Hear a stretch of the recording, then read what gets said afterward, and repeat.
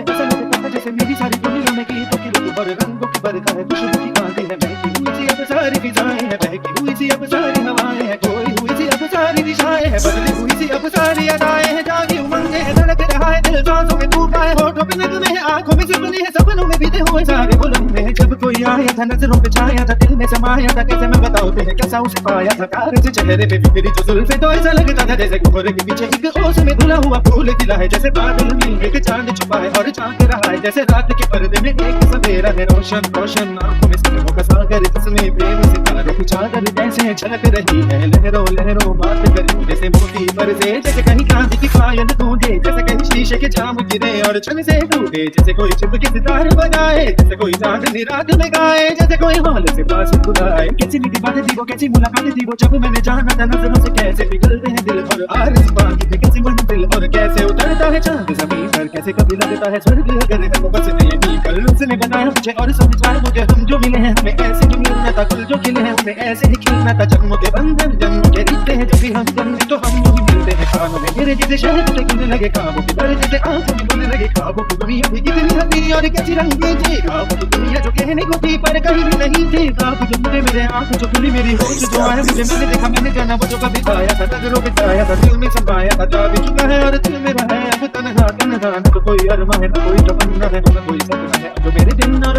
जो मेरी रातें हैं उनमें सिर्फ आंसू है, उनमें सिर्फ दर्द की रंग की बातें हैं और फरियादें हैं, मेरा कोई नहीं मैं और खोए हुए प्यार की यादें हैं और